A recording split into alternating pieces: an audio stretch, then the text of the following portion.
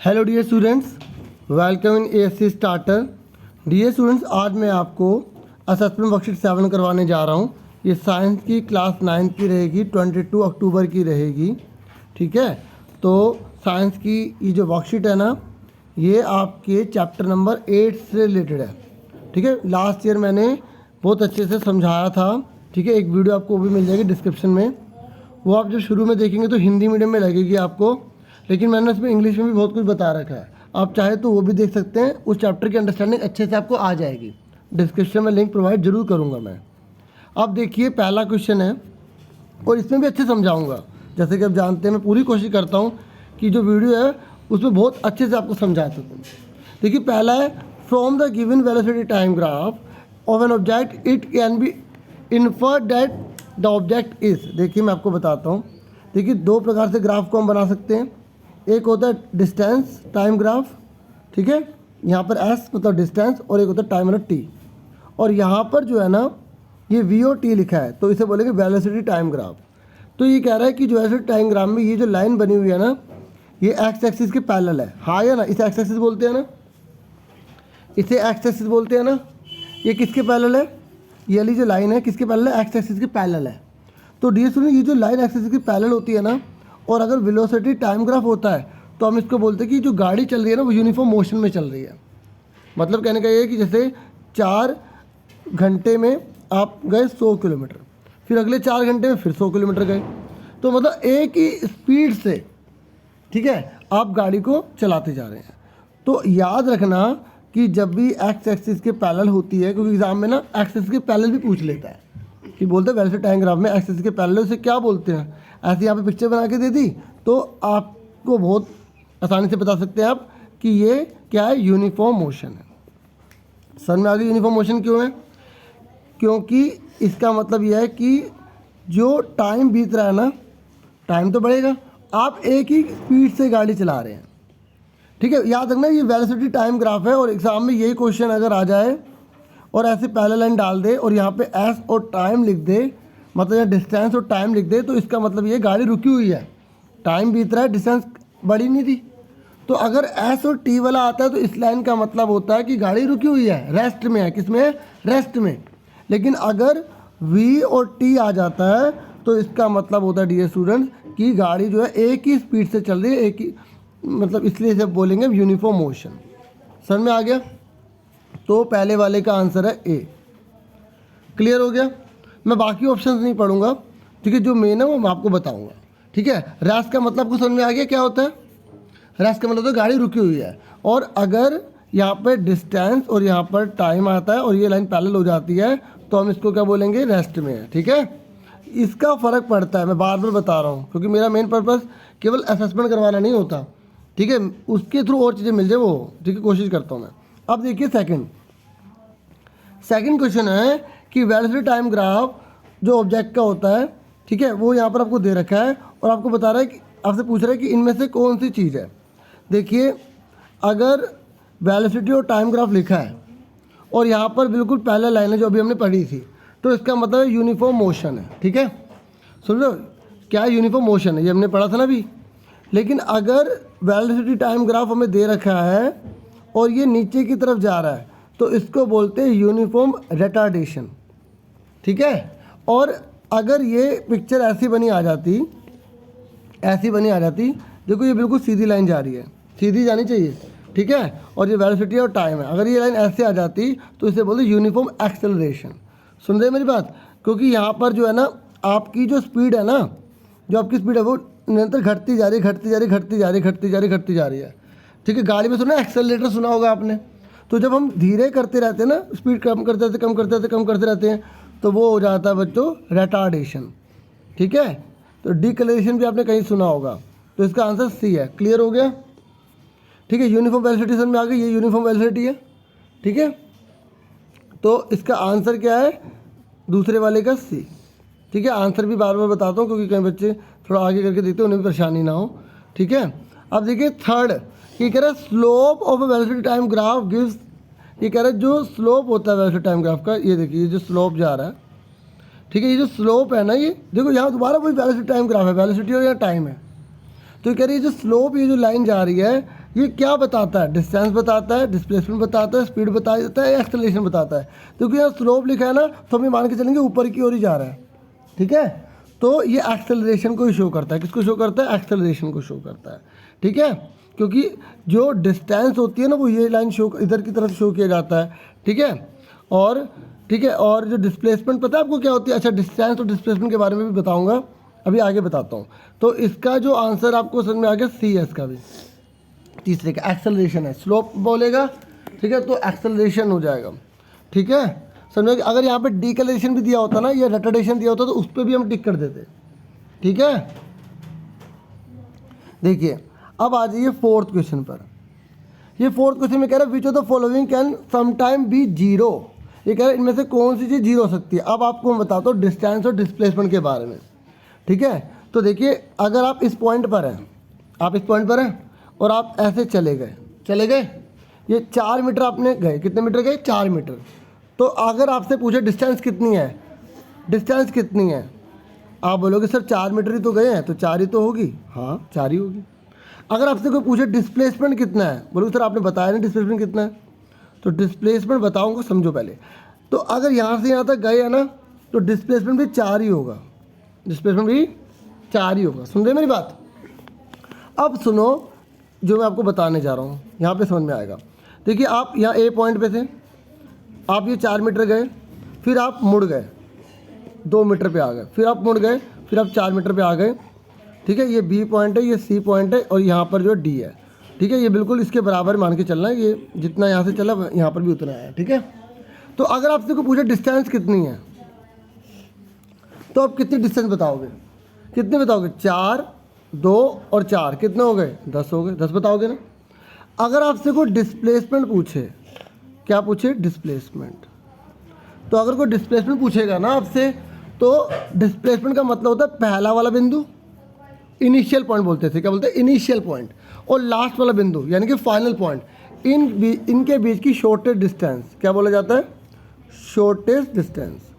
याद रखना कि डिस्प्लेसमेंट जो होता है ना, पहला बिंदु जहाँ से आपने स्टार्ट करा है और जहाँ आप ख़त्म कर रहे हैं, उसके बीच की सबसे छोटी दूरी, और ये बिल्कुल स्ट्रेट लाइन में ली जाती है। किस में ली जाती है?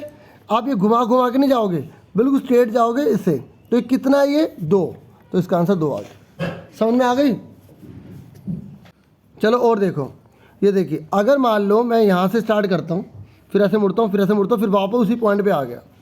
ये 4 है, मान लेते 3 है, ये 4 है, 3 है। तो आप मुझे बताओ ए पॉइंट से मैंने स्टार्ट करा और वापस ए पॉइंट पर आ गया, तो डिस्टेंस कितनी होगी? डिस्टेंस जो होगी वो होगी 4, 4 8 और 3 11 और 3 16 होगी, ठीक है। तो कितने होगी? कितने होते हैं? 4 8 14 होते हैं बच्चों, ठीक है। हाँ ठीक है, 14 होते हैं बच्चों, ठीक है, हो जाता है। 4 4 8 हो गए, 9 10 11 बढ़ते 14, ठीक है, 14 हो गए। अब आपसे पूछा डिस्प्लेसमेंट कितना होगा, तो डिस्प्लेसमेंट कितना होगा? हम उसी पॉइंट में वापस आ गए ना, तो 0 हो जाएगा। इसका मतलब क्या? डिस्प्लेसमेंट 0 होता है, ठीक है। समझ में आ गई? अगर ऐसी एक सर्कल पे आप जा रहे हो ना, किस पे जा रहे हो? सर्कल पे जा रहे हो, तो अगर उसी पॉइंट में वापस आ गए ना, तो डिस्प्लेसमेंट 0 हो जाएगा। और डिस्टेंस कैसे निकालेंगे? क्योंकि ये सर्कल है, तो सर्कल का फॉर्मूला लगाएंगे। अगर उसी पॉइंट पे वापस आपको आना है, तो सर्कल का फॉर्मूला कैसे निकालेंगे? 2πr। नहीं तो अब इसी में ज़्यादा टाइम चला जाएगा, ठीक है। अभी मैं सिर्फ इतना बता रहा हूँ, 2πr फॉर्मूला लगाएंगे, ठीक है। आप बुक में भी देखना। तो यहाँ पर आपसे पूछ रहा है कि कौन सी चीज़ 0 हो सकती है अगर, ठीक है, वो मूविंग है, वो चल रही है, तो डिस्प्लेसमेंट इसका आंसर है। हालांकि एक बात बताऊँ, ये जो एवरेज वेलोसिटी है ना, ये भी 0 हो सकती है। आप बुक खोलना, तो उसमें एक फॉर्मूला देखेंगे आप, वेलोसिटी का डिस्प्लेसमेंट अपॉन में टाइम। तो डिस्प्लेसमेंट अगर 0 है, तो टाइम अगर 10 भी दे रखा है, 5 भी दे रखा है, तो 0 तो आएगा।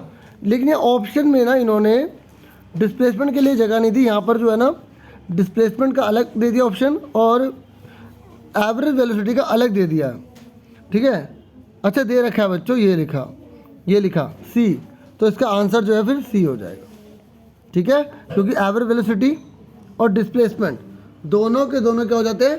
0 हो जाते हैं, ठीक है। एवरेज वेलोसिटी के 2 फॉर्मूले हैं बच्चों, दोनों फॉर्मूले आप याद रखना, चैप्टर नंबर 8 खोल के देखना आप, ठीक है। तो इसका आंसर क्या आ गया? सी आ गया। क्लियर हो गया सबको? सी कैसे आया? ठीक है, डिस्प्लेसमेंट जीरो हो सकती है, मैंने अच्छे से प्रूव करके दिखा दिया। और एवरेज वेलोसिटी कैसे जीरो होती है कि एवरेज वेलोसिटी का जो फॉर्मूला होता है वो क्या होता है, डिस्प्लेसमेंट अपॉन में टाइम। तो डिस्प्लेसमेंट अगर जीरो तो टाइम जितना मर्जी हो तो जीरो ही आएगा। क्लियर हो गया ना? हाँ, अब देखिए इसका आंसर ही हो गया। अब देखते हैं नेक्स्ट कौन सा है, पांचवा क्वेश्चन है। देखिए पांचवा क्वेश्चन मैंने आपके लिए पेज पे करा हुआ है, वहाँ पे भी समझा दूंगा। देखो यहाँ बोल रहा है, देखिए यहाँ पर बोला एक्सेलरेशन निकालिए। तो आप एक्सेलरेशन तभी निकाल सकते हैं जब आपको उसका फॉर्मूला आता होगा। एक्सेलरेशन का फॉर्मूला होता है वी माइनस यू अपॉन में टी। ठीक है, मैं इसी में समझा देता हूँ, पेज आपको क्या दिखाऊँ। ठीक है, बाकी अगर कहेंगे तो वो भी दिखा देता हूँ, नहीं दिखाई दे तो फिर कहेंगे तो बाद वाली बात हो जाएगी। देखिए यहाँ पर हमें बोला हुआ है स्पीड जो है ना वो 18 किलोमीटर प्रति घंटे से 27 किलोमीटर प्रति घंटा हो गई है, तो एक्सेलरेशन निकालिए। ठीक है, तो देखिए जब हमें एक्सेलरेशन निकालना है तो हमें इसे मीटर पर सेकंड में बदलना पड़ेगा, क्योंकि आप आंसर भी देखो सारे के सारे मीटर पर सेकंड में ही है ना। तो इसको पहले मीटर पर सेकंड में बदलना पड़ेगा आपको, और एग्ज़ाम में 1 नंबर का क्वेश्चन भी आता है कि इसको मीटर पर सेकंड में बदलिए। ठीक है, तो कैसे बदलेंगे ध्यान समझिए। जो पहले वाला होता है उसको हम यू बोलते हैं। तो यू हमें कितना दे रखा है, 18 किलोमीटर प्रति घंटा दे रखा है। इसको मीटर पर सेकंड में कैसे बदलेंगे, 1 किलोमीटर में कितने होते हैं, 1000 होते हैं। 1 किलोमीटर में कितने होते हैं, 1000 मीटर होते हैं ना। और ये लाइन बटे में लगी है तो नीचे लिखेंगे, तो बटे में घंटे हैं। तो 1 घंटे में कितने सेकंड होते हैं, पहले मिनट में बदला 60 से गुणा कर दिया, फिर सेकंड में बदलने के दोबारा 60 लिख दिया, तो ये बटे में आएंगे नीचे। अब इसको काटो, तो जल्दी से काटो, कितना का 2 जीरो से 2 जीरो कट गई, तो 6 से कितना हो गया, 18 हो गया। फिर 3 से कट गया, 3 दूनी 6 हो गया। ठीक है, तो इस 2 से काटो, 2 पंजे 10 आ गया। तो कितना आ गया बच्चों इसका आंसर, 5 मीटर पर सेकंड आ गया। समझ में आ गया, यू निकालना आ गया ना आपको, कैसे निकालना है इसे मैं करके दिखा रहा हूँ। अब वी निकालने का, वी हमें कितना दे रखा है, हमें 27 दे रखा है। तो 27, और मैं चाहूँगा कि आप, ठीक है, जो ईमानदार से मेरे साथ पढ़ रहे हैं वो पहले इसको खुद ट्राई करें कितना आएगा आंसर। ठीक है, तो फिर उसके बाद वीडियो रोक के करना है, फिर मैच करना है। ठीक है, क्योंकि तभी आप सीखोगे, तभी मेरी मेहनत सफल होगी, नहीं तो इतनी मेहनत करने का क्या फ़ायदा। ठीक है, 27 किलोमीटर का क्या है, 1000। आवर कितनी बार है, 2 बार 60 लिख देंगे, लिखेंगे 2 बार 60। ठीक है, 2 जीरो से 2 जीरो कट गए। ठीक है, तो अब काटो से, 3 से कटेगा, 3 दूनी 6, 3 टू 6, 3 9 27। ठीक है, 2 5 जो 10 होता है, और 3 से कटेगा, 3 3 9, 3 2 6। तो ऊपर क्या बच रहा है, ऊपर बच रहा है 5 3 15, और नीचे क्या बच रहा है 2। तो 15/2 का हाफ करेंगे तो कितना आ गया, 7.5 आ गया। तो मीटर पर सेकंड, जिसका 7.5 मीटर पर सेकंड आया, वेरी गुड बच्चों, शाबाश। ठीक है, तो अब हमसे पूछा क्या है, हमसे पूछा ए निकालिए, हाँ या ना।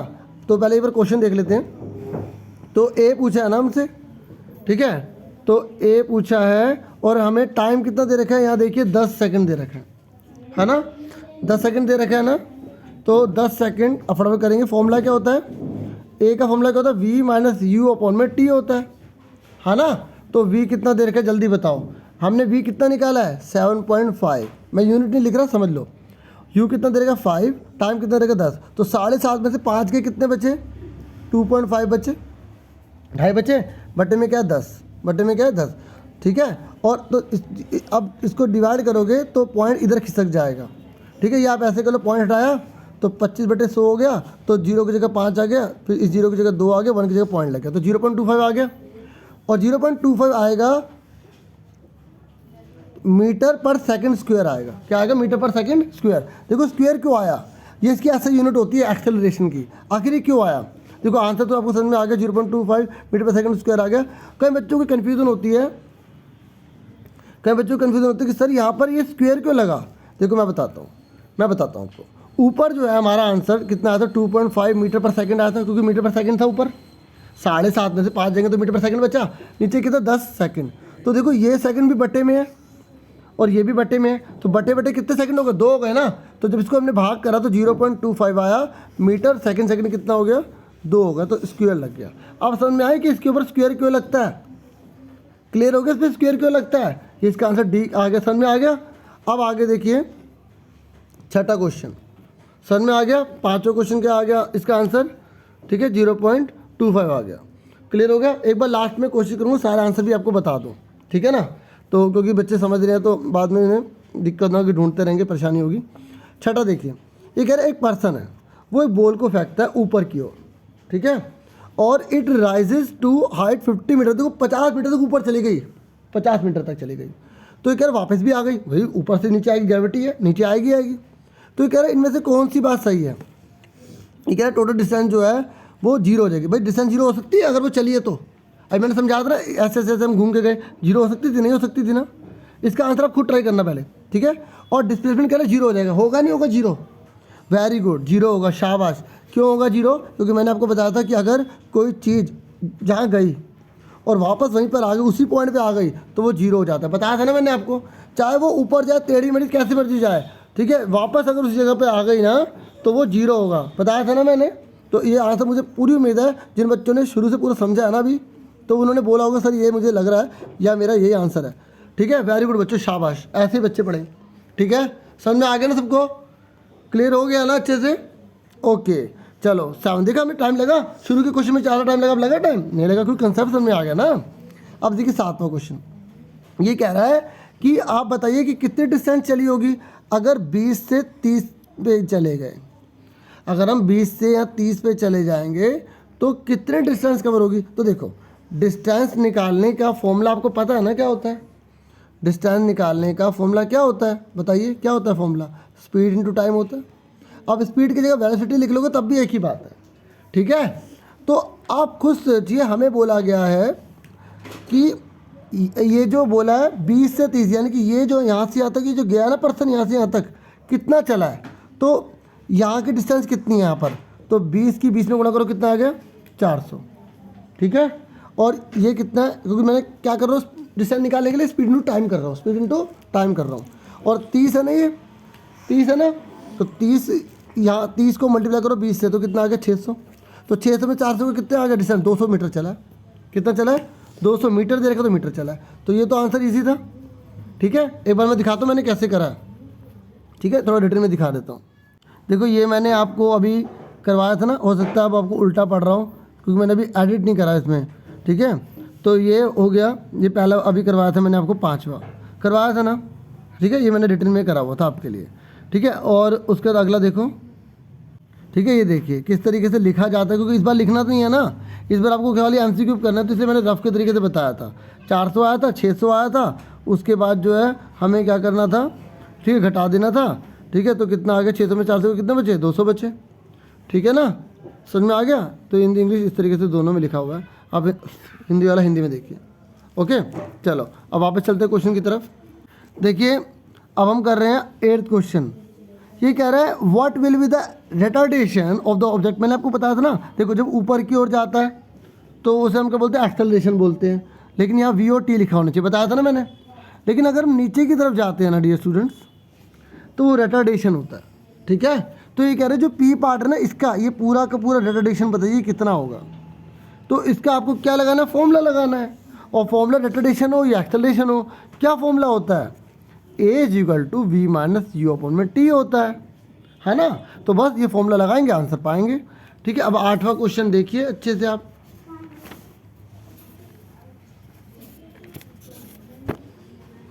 ठीक है। 8वां देखिए, अच्छा P पॉइंट का बोला ना, तो P पॉइंट चालू का हो रहा है, ये देखिए ये यहाँ चालू हो रहा है। तो हमें इसका V कितना दे रखा है, 60 डिग्री दे रखा है। पहले V देखेंगे, क्योंकि फॉर्मूला का तो V - U/T होता है ना, तो V हमें कितना दे रखा है, 60 दे रखा है, समझ में आ गई।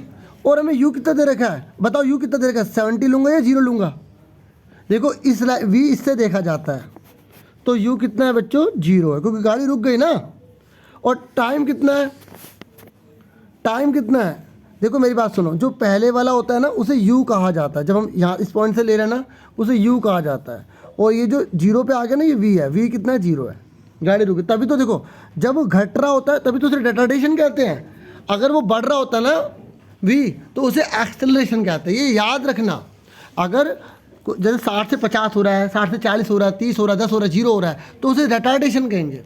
और अगर 60 से 80 200 हो रहा है तो उसको हम क्या बोलेंगे, एक्सेलरेशन बोलेंगे। ये चीज़ समझो। अब टाइम पता लगाना पड़ेगा, क्योंकि फॉर्मूला क्या होता है, फॉर्मूला क्या होता है बच्चों, फॉर्मूला होता है V - U/T। तो टाइम कितना है, यहाँ से यहाँ तक टाइम कितना लेगा, 70 में चलेगा, कितने बचे, 30 बचे। अब फॉर्मूला लगाएंगे, आंसर पाएंगे, बहुत ईजी, क्योंकि ये मीटर पर सेकंड में पहले से दे रखा है। तो फटाफट देखिए, हमें V कितना दे रखा है, 0, U कितना दे रखा है, 60, टाइम कितना दे रखा है, हमें 30। तो 60 में से 0 के माइनस के 60 बचे, क्योंकि देखो माइनस का आएगा तभी रिटार्डेशन होता है, रिटार्डेशन माइनस में होता है। तो 0 से 0 कट गई, माइनस का 2 आ गया। तो ये 2 मीटर पर सेकंड स्क्वायर आ गया। मैंने बताया था ना कैसे बना मीटर पर सेकंड स्क्वायर, क्योंकि ऊपर होता है मीटर पर सेकंड, नीचे होता है सेकंड, तो सेकंड 2 सेकंड बन गए। ठीक है, तो माइनस का 2 आ गया। ठीक है, अब यहाँ माइनस का 2 नहीं लिखा होगा, क्योंकि जब रिटार्डेशन वर्ड लिख देते हैं ना तो माइनस नहीं लिखते। ठीक है, इसे 2 लिखेंगे, ये 2 आंसर आ गया। क्लियर हो गया 8वां? अच्छे से क्लियर हो गया ना? बहुत कोशिश कर रहा हूँ कि समझ में आ जाए, क्योंकि तभी मेहनत सफल होगी। अब देखिए, ये आपको पता ही अच्छे से जानते होंगे असर्शन और रीज़न के बारे में। सबसे पहले चेक करना पड़ता है दोनों ट्रू है या फॉल्स है, फिर देखना पड़ता है नीचे वाला जो कारण है वो ऊपर वाले का ये है या नहीं है। ठीक है, अब देखिए ये कह रहा है, ध्यान समझना, ये बहुत इंपॉर्टेंट क्वेश्चन है, वैसे तो सारे इंपॉर्टेंट है। The graph between the 2 physical quantities, ये कह रहा है 2 फिजिकल क्वांटिटीज के बीच में जो ग्राफ बनाया जाएगा, जैसे पी और क्यू है, वो स्ट्रेट लाइन बनेगा अगर पी और क्यू को डिवाइड करने पर कांस्टेंट रकम आए। देखिए मैं आपको बताता हूँ कैसे। ये देखिए ये है और ये है, ये पी मान लेते हैं, ये क्यू मान लेते हैं। सुन रहे मेरी बात? ये पी मान लेते हैं और ये क्यू मान लेते हैं। ये कह रहा है कि हमेशा सीधी लाइन बनेगा जब पी और क्यू को डिवाइड करने में सेम रकम आएगी। ठीक है, कांस्टेंट मतलब होता है एक ही जैसी रकम आएगी। चेक करते मैं आपको बताता हूँ, ये ट्रू है, बिल्कुल ट्रू है, लेकिन बताता हूँ कैसे। देखो यहाँ मान लेते हैं 4 का पहाड़ा ले लेते हैं, 4 8, ठीक है 12। तो ये 4 है तो यहाँ पर 2 बढ़ रहा है, ये 8 है तो यहाँ पर 4 बढ़ रहा है। ठीक है, जैसे 4 है तो ये 2 बढ़ रहा है, 8 है तो यहाँ, ठीक है, ये 4 है, और यहाँ पर 12 है तो यहाँ पर 6 है। अब ये कह रहा है कि अगर ऐसी सिचुएशन पाई जाती है, देखो 4 को इसे डिवाइड करो, कितना आ रहा है? तो 8 को डिवाइड करो 4 से, 8 को डिवाइड करो 4 से 2 आ रहा है, 2 आ रहा है ना। ऐसे ही 12 को डिवाइड करो 6 से, कितना आ रहा है? 2 आ रहा है। हर बार 2 आ रहा है ना। तो ये कह रहा है जब पी और क्यू को डिवाइड करने पर, पी और क्यू मतलब पी की वैल्यू ये है और क्यू की वैल्यू ये है, तो कह रहा है डिवाइड करने पर हमेशा अगर एक ही रकम आए, कांस्टेंट आए, हर बार 2 आ रहा है ना, तो ये कह रहा है हमेशा एक स्ट्रेट लाइन बनेगी। खुद सोचो, यहाँ 4 है और यहाँ 2 है। ठीक है, यहाँ पर कितना है? 8, यहाँ पे कितना है? 4, यहाँ पे कितना है? 12, यहाँ पे कितना है? 6। तो हम इन पॉइंटों को मिलाएंगे तो हमेशा एक सीधी लाइन बनेगी। ठीक है, ये तो मैं रफ में करूँ तो हमेशा सीधी लाइन बनेगी। और इससे प्रूव हो जाता है कि अगर कोई भी लाइन सीधी बनी है या नहीं बनी, तो हम इससे डिसाइड कर सकते हैं कि इसके और इसके भाग को डिवाइड करेंगे तो सीधी लाइन बनेगी। समझ में आ गई? नहीं आई? एक बार मैं आपको दिखाता हूँ मैंने कैसे करा हुआ है, थोड़ा वो भी दिखाता हूँ। देखिए मैंने रफ में करा था। ठीक है, देखिए ध्यान से, ये देखिए यहाँ 4 8 12 16 है, ये 2 4 6 8 है ना। तो देखो ये 4 है तो यहाँ 2 आ रहा है। ये आपने पॉइंट डालना सीखा था ना 3rd चैप्टर में मैथ में, तो पॉइंट जब आप मिलाओगे सीधा बनेगा। क्यों बन रहा है? क्योंकि ये यही तो बता रहा है कि 4 को 2 से भाग करो, 8 को 4 से भाग करो, 12 को 6 से भाग करो, तो सेम वैल्यू आ रही है। तो इसका मतलब ये सही हुआ ना, इसका मतलब सही हुआ ना। क्या सही हुआ? कि अगर पी और क्यू को भाग करने पर एक जैसी वैल्यू आएगी तो हमेशा सीधी लाइन बनेगी। और इसका मतलब ये हो कि एग्जाम में अगर कोई और क्वेश्चन आ गया, उसने बोला कि ये लाइन, इस पर लाइन सीधी बनेगी टेढ़ी बनेगी, तो बता दोगे? अब मुझे बताओ इस पर लाइन सीधी बनेगी टेढ़ी बनेगी? यहाँ 6 लिखा है, या 12 लिखा है, या 18 लिखा है, या 2 लिखा है, या 3 लिखा है, ठीक है 4 लिखा है। बताओ सीधी लाइन बनेगी टेढ़ी बनेगी? 6 को भाग करो 2 से, कितना आ रहा है? 3। 12 को 3 से भाग करो, कितना आ रहा है? 4। तो यहाँ पर सीधी लाइन बनेगी टेढ़ी लाइन बनेगी? टेढ़ी बनेगी ना। क्यों टेढ़ी बनेगी? क्योंकि यहाँ पर वैल्यू सेम नहीं आ रही। समझ में आ गया? अब आगे देखो। अब देखिए, अब ये रीजन में कह रहा है कि the straight line graph mean that P is proportional to Q. ये कह रहा है स्ट्रेट लाइन का मतलब होता है जो पी है ना वो क्यू के प्रोपोर्शनल है। ठीक है, और P is equal to the constant multiplied by Q. ये भी बात बिल्कुल सही है। ठीक है, क्योंकि पी और क्यू दोनों प्रोपोर्शनल होंगे, मतलब जितना जैसे जिस रेट से बढ़ रहा है उस रेट से बढ़ रहा है। ठीक है, और ये कह रहा है कि जो पी की वैल्यू होगी ना वो क्यू में कांस्टेंट की मल्टीप्लाई करो बराबर आएगी। आओ चेक करके बताता हूँ आपको। ठीक है, दिखाता हूँ आपको। देखिए ये क्या कह रहा है कि जो P की वैल्यू, P माना ना मैंने इसको P माना ना, तो कह रहा है P की वैल्यू जो है Q की जो भी वैल्यू होगी, जैसे Q की वैल्यू हमने यहाँ पे अगर 4 लिया तो 2 लिया। ठीक है, और 2 में कांस्टेंट की मल्टीप्लाई कर दो। कांस्टेंट कितना आ रहा था भाग करने पर? बार 2 आ रहा था ना, तो ये कह रहा है बराबर आएगा। आ रहा नहीं आ रहा बराबर? बताओ बराबर आ रहा है नहीं आ रहा? देखो यहाँ 2 रखा है तो 4 बराबर 4 के आ रहा नहीं आ रहा? आ रहा है ना। थोड़ा एक और एग्जाम्पल देता हूँ। ये देखिए, ये कह रहा है P की जो वैल्यू है वो कांस्टेंट की मल्टीप्लाई कर दो क्यों में बराबर आएगी। चेक कर लेते हैं। अब P की वैल्यू बोलो 12 ले लेता हूँ, 12 लिया। कांस्टेंट कितना है? 12 भाग करने में 2 ही आएगा। और क्यू 12 तो तीसरे नंबर पे लेना पड़ेगा, कौन सा 6। तो देखो 12 बराबर 12 आ रहा नहीं आ रहा, आ रहा ना। इसका मतलब क्या हुआ कि जब भी प्रोपोर्शनल होगा और कांस्टेंट की मल्टीप्लाई क्यू पे होगी तो बराबर होगा। और रीज़न भी सही दे रखा है, दोनों ट्रू और वो उसको सही से एक्सप्लेन भी कर रहा है, सही से एक्सप्लेन भी कर रहा है, तो इसका ए आंसर हो जाएगा। ठीक है, चलो आंसर की तरफ चलते हैं। ठीक है, तो इसलिए इसका आंसर क्या आ गया, ए आ गया, क्योंकि एक्सप्लेन भी सही कर रहा है और दोनों करेक्ट भी हैं। समझ में आ गया। ठीक है, अब बढ़ जाते हैं 10th क्वेश्चन की तरफ। ठीक है, अब लास्ट बचा है और लास्ट जो है पूछा गया है कि एक्सेलरेशन एक वेक्टर क्वांटिटी है। बिल्कुल सही, वेक्टर क्वांटिटी होती है ये। और एक्सेलरेशन का मैग्नीट्यूड और डायरेक्शन दोनों होती है। हाँ ठीक है, और ये मैग्नीट्यूड और डायरेक्शन होने की वजह से ये वेक्टर क्वांटिटी होती है डियर स्टूडेंट्स। ठीक है, इसलिए इसका आंसर जो है वो ए ही होगा। ठीक है, अब मैंने आपको समझा दी, बस सारे आंसर बराबर बोल देता हूँ कौन कौन से आंसर जल्दी से देख लो। देखिए, जो पहले वाला था उसका यूनिफॉर्म मोशन है। ठीक है, दूसरे वाले का जो है बी जो है इसका है दूसरे वाले का जो है यूनिफॉर्म रिटार्डेशन है, सी है, दूसरे का सी है, पहले का ए। तीसरे का वेलोसिटी टाइम ग्राफ जो एक्सेलरेशन को दिखाता है। ठीक है, समझ में आ गई। उसके बाद जो यहाँ पर फोर्थ है उसमें 0 बोला गया है, तो 0 जो है वो एवरेज वेलोसिटी और डिस्टेंस दोनों का हो सकता है। ठीक है, तो इसका सी है, चौथे का सी। पाँचवें का जो हमने आंसर निकाला था 0.25 मीटर पर सेकंड स्क्वायर लगाना जरूरी था। ठीक है, छठे का जो आंसर था इसने बोला था कौन सी स्टेटमेंट ट्रू दे रखी है, तो यहाँ इसका बी है क्योंकि डिस्टेंस 0 हो सकता है। ठीक है, सातवें का जो पूछा गया था यहाँ पर कि 20 से 30 में जाओगे तो कितना मीटर डिस्टेंस कवर होगी, तो 200 मीटर कवर होगी। उसके बाद हमसे यह पूछा गया था यहाँ पर कि जो पी पॉइंट है उसका डिक्लेरेशन कितना होगा, तो 2 मीटर पर सेकंड स्क्वायर निकला था। ठीक है, ए। ठीक है, उसके बाद जो है लास्ट में जो रीजन और सेशन थे तो दोनों का ए आंसर है। ठीक है, इस तरीके से पूरी की पूरी मैंने समझा दी है। हो आपको समझ में आ गया होगा। आपसे फिर मिलेंगे एक नेक्स्ट वीडियो में, और अपना पूरा ध्यान रखना। अगर आपको पसंद आए तो वीडियो आप चैनल को सब्सक्राइब कर सकते हैं, लाइक कर सकते हैं, शेयर कर सकते हैं। अपना पूरा ध्यान रखिए। Thank you for watching and listening carefully. Take care yourself dear students.